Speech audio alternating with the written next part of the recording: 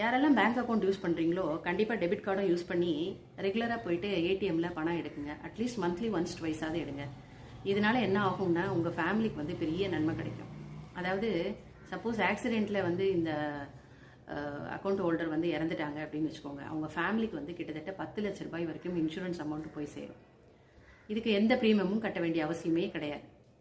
So இதுக்கு என்ன rule அப்படின்னா, நாம் வந்து ரெகுலராக ஏடிஎம் கார்டை யூஸ் பண்ணணும். நம்ம இறந்த டேட்டுக்கு கடந்த ஒரு 90 நாட்களுக்கு முன்னாடி ஒரு தடவையாவது அந்த டிரான்சாக்ஷனை பண்ணியிருந்துருக்கணும். அப்போ தான் இந்த அமௌண்ட் வந்து நமக்கு கிடைக்கும். நம்ம ஃபேமிலியில் உள்ளவங்க ஆக்சிடென்ட் ஆகி இறந்துட்டாங்க அப்படின்ற தகவலை வந்து பேங்க்கில் போய் இன்ஃபார்ம் பண்ணிவிட்டு அங்கே கொடுக்குற ஃபார்மை ஃபில்அப் பண்ணிவிட்டு அவங்க கேட்குற டாக்குமெண்ட்ஸையும் நம்ம கொடுத்துட்டு வந்துட்டோம்னா விதின் 10 டேஸ்க்குள்ளே நமக்கு வந்து ஒரு பெரிய தொகை கிட்டத்தட்ட 10 லட்ச ரூபாய் வரைக்கும் கூட கிரெடிட் பண்ணுவாங்க. ஆனால் இந்த அமௌண்ட் வந்து பேங்க் டு பேங்க் மாறும். ஒரு சிலர் 2